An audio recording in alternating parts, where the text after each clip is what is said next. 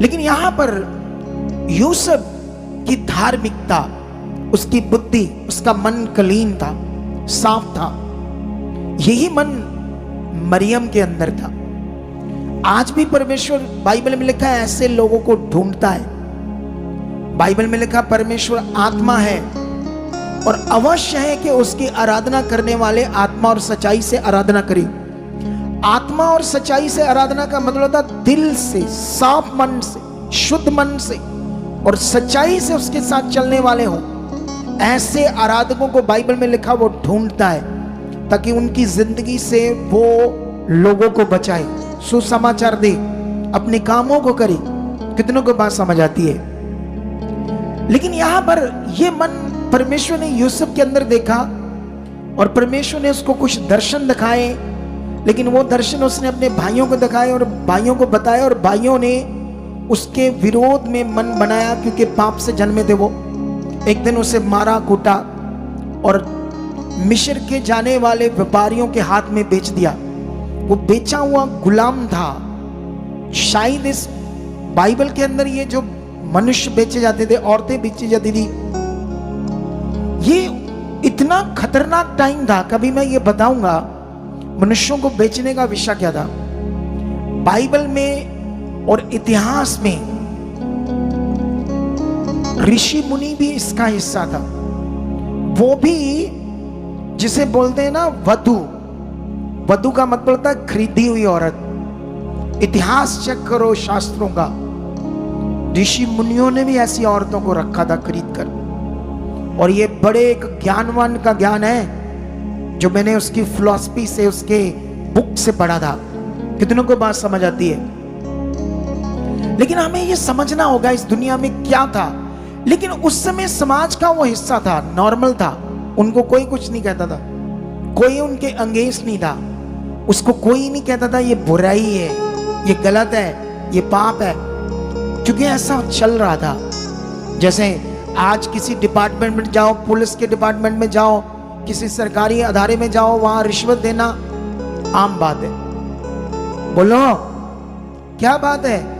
हर व्यक्ति सोचता है अगर मैं नहीं दूंगा तो मेरा काम नहीं होगा, क्योंकि करप्शन है, करप्ट सिस्टम है। आवाज नहीं उठाते, ये तो करप्शन चल रही है ना। बोलो, सोचते मैं उठाऊंगा तो मेरा काम बंद हो जाएगा, ये ऊपर से मेरे काम को ब्लैक लिस्ट में डाल देंगे, मेरा तो पता नहीं हमेशा के लिए काम खराब हो जाएगा। तो इसलिए सब चुप है, क्योंकि वो सोचते हैं ऐसा ही चल रहा है। उस समय भी ऐसा चल रहा था। लेकिन जब यूसुफ को बेचा गया तो उसके साथ बहुत बुरा हुआ, बहुत तकलीफ में गया। लेकिन वचन पूरा कर रहा था तो परमेश्वर ने अनुग्रह किया। इतनी तकलीफ में, इतने दुख में भी उसने वचन नहीं तोड़ा, वचन को पूरा किया। आज छोटी सी बात हो, छोटी सी डांट हो, कहते हैं आप भाई जी मिनिस्ट्री, छोटी सी बात से मिनिस्ट्रियां बहुत, चर्च बहुत, इतने लोग अजीब हो चुके हैं। खुदा के, उसकी प्यास, उसकी धार्मिकता, उसके साथ जीना, ये चीजें समझ से बड़े हो रही है। इसीलिए ये ज्ञान जो परमेश्वर ने मुझे दिया है, बुद्धिमान का और मूर्ख का, हमारे लिए एक बड़ा वरदान बन सकता है। हम बहुत आगे जा सकते हैं। हालेलुया! कितनों को बात समझ आती है? लेकिन यहां पर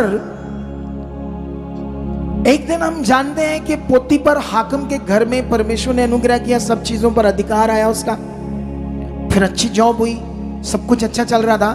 लेकिन शैतान ने उसकी पत्नी को भरमाया यूसुफ के प्रति, और यूसुफ को उसने इनविटेशन दिया कि मेरे साथ सो, व्यभिचार कर। लेकिन वो, उसने ऐसा नहीं किया, वो भागा।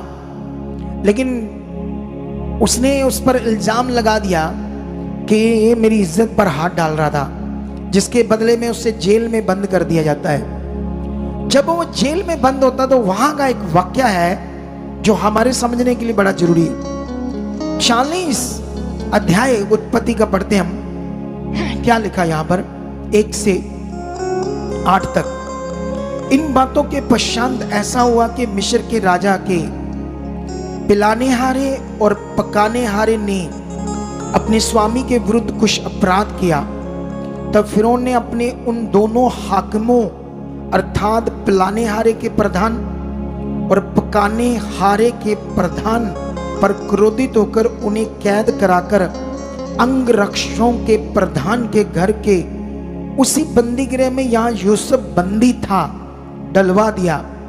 तब अंगरक्षकों के प्रधान ने उनको यूसुफ के हाथ में सौंपा और वह उनकी सेवा टहल करने लगा और वह कुछ दिन तक बंदी गृह में रहे। मिस्र के राजा पिलाने हारा और पकाने हारा बंदी गृह में बनते उन दोनों ने एक ही रात में अपने अपने होनान के अनुसार स्वप्न देखा। सवेरे जब यूसुफ उनके पास अंदर गया तब उन पर उसने जो दृष्टि की तो क्या देखता है कि वह उदास है। इसलिए उसने फिरौन के उन हाकिमों से जो उसके साथ उसके स्वामी के घर के बंदी गृह में थे पूछा, आज तुम्हारे मुंह क्यों उदास है? उन्होंने उससे कहा, हम दोनों ने स्वप्न देखा है और उनके फल का बताने वाला कोई भी नहीं। यूसुफ ने उनसे कहा, क्या स्वप्नों का फल कहना परमेश्वर का काम नहीं है? मुझे अपना स्वप्न बताओ। हालेलुया। यूसुफ जेल में है, लेकिन यूसुफ हालात में है, परेशानी में है। बहुत कोई यूसुफ के साथ बुरा हुआ, लेकिन इन सब में वो मूर्ख नहीं बना। उसने गुस्सा नहीं किया, उसने खुदा पर दोष नहीं लगाया कि हे खुदा, मैं तेरी धार्मिकता करता रहा, मैं तेरी सेवा करता रहा, मैं तेरी भक्ति करता रहा, मैं तेरे वचन को पूरा करता रहा, तूने मेरे साथ क्या किया? कुछ भी नहीं तो किया। मुझे तो छुड़ाया नहीं, मुझे तो अपने भाइयों ने मारा, हर एक ने मेरे साथ बुरा किया। देख आज मैं जेल में बंद हूं और मैंने कौन सा पाप किया है? मैंने तो पोतीफर हाकिम की पत्नी को मना किया। अगर मैं उसके साथ सोता तो वो मेरी अर्धांगिनी बनती, मुझे और पैसा देती, चीजें देती। कितनों को बात समझ आती जब मैं उसकी इच्छा पूरी करता। लेकिन खुदा, मैंने तो तेरा वचन पूरा किया। उसने ऐसे सब बातों को याद करके खुदा को दोषी नहीं माना। बाइबल में लिखा परमेश्वर पर दोष कौन लगाते हैं? बाइबल में एक जगह पर भजन संहिता में लिखा, मूर्ख ने कहा परमेश्वर है ही। मूर्ख, मूर्ख का मतलब क्या होता है? बुद्धि का भ्रष्ट हो जाना, बुद्धि ठीक से काम ना करना। जिनकी बुद्धि ठीक से काम नहीं करती, हमेशा उनके घरों में क्लेश, लड़ाई झगड़े रहते हैं। कितने लोगों को समझ आती है? ये समझना होगा हमें। लेकिन इस बंदे ने वर्ड पूरा किया जिससे परमेश्वर ने उसे ऐसी बुद्धि दी, ऐसे दानों वरदानों से ब्लेस कर दिया उसका मन देखकर। आप भी करके देखना ऐसा। आप भी एक चीज करके देखना। अगर आपको भी कोई सेवा मिली तो सच्चे मन से करके देखना। हर सेवा का कोई टाइमिंग है, हर सेवा का कोई महत्व है। इसका मतलब ये नहीं कि आपको पैसे नहीं मिलते तो आप बोलो मैं कौन से पैसे लेता हूं, आप मुझे ऐसा बोलते वैसा बोलते हो, मेरा जब जी करे तो मैं आऊं। जब आप यहां के सिस्टम को असिस्टमेटिक नहीं कर सकते, खराब नहीं कर सकते। लॉ है परमेश्वर के काम के, नियम का परमेश्वर है। कितनों को बात समझ आती है? नियम का खुदा है। उसने तुम्हारे विश्वास को, तुम्हारे काम को, उस सेवा को जो तुम्हें दी है, उसे देखकर एक दिन ऐसा फल देना जो तुम्हारी सोच समझ से भी परे है। और वो मैं जानता हूं क्योंकि मैंने वो फल पाया है। कितनों को बात समझ आती है? कभी कभी हमारा फल लेट जरूर होता है, याद रखना, पर निष्फल नहीं होते हम। लेट जरूर हो सकता है तुम्हारी शारीरिकता के कारण लेट हो, तुम्हारे गलत अंगीकार के कारण हो, कभी कभी तुम्हारे गुस्से का कारण हो, कभी कभी तुम्हारे शरीर की चीजों के कारण हो। लेकिन तुम्हें जो समझ नहीं आएगी मैं कहां रहूंगा, क्योंकि मनुष्य हमेशा अपने आप को कहता है मैं राइट हूं, मैं गलत ही नहीं। ऐसा होता है इंसान। कितनों को बात समझ आती? लेकिन यहां पर जब इन दोनों को सपना आता है, जानते क्या सपना आता है? जो पिलाने हारा होता है उसको ये सपना आता है। अगर मैं थोड़ा सा आपके लिए पढ़ूं, तो वो क्या देखता है, 3 डालियां देखता है दाखलता की। अंगूर होते ना, अंगूरों के पेड़, तो अंगूर के 3 पेड़, 3 डालियां देखता है और उन पर क्या लग जाते हैं, गुच्छे अंगूरों के, और वो पक जाते हैं। तो वो क्या स्वप्न में देखता है कि उनको निचोड़ता है और जो दाख मधु का प्याला होता है राजे का, उसमें निचोड़कर राजे के हाथ में देता है। ये वाला उसको स्वप्न नजर आता है। और दूसरे को पकाने वाले जो था, उसको क्या सपना आता है कि उसके सिर के ऊपर 3 टोकरियां हैं और जिसमें सफेद रंग की रोटियां हैं, और जो राजा के महल में अच्छी अच्छी वस्तुएं खाने वाली होती वो भी उन टोकरियों में होती है, और जो पक्षी होते हैं वो उन टोकरियों में आकर उसको खाते हैं। तो अब दोनों को स्वप्न आया और दोनों को समझ नहीं आ रही इसका अर्थ क्या है, किसको बताएं, क्या ये स्वप्न है। कितनों को बात समझ आती है। तब यूसुफ उन्हें कहता है, आप बताओ, क्या फल बताने वाला परमेश्वर नहीं है?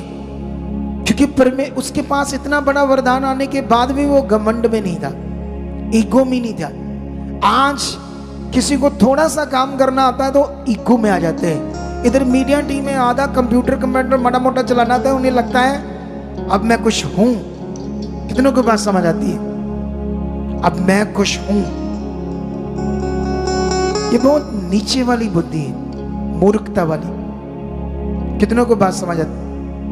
और ये बुद्धि तुम्हें कभी सफल नहीं करेगी, क्योंकि तुम्हें हर जगह ये प्रॉब्लम क्रिएट कर देगी। तुम कहीं भी काम करोगे तो तुम्हारी ईगो, तुम्हारा ये स्वभाव वहां प्रॉब्लम क्रिएट कर देगा। लोग तुम्हें लाइक नहीं करेंगे, तुम्हें निकाल देंगे, जाओ भाई, ऐसे बंदे नहीं चाहिए हमें। कितनों को बात समझ आती है? हालेलुया।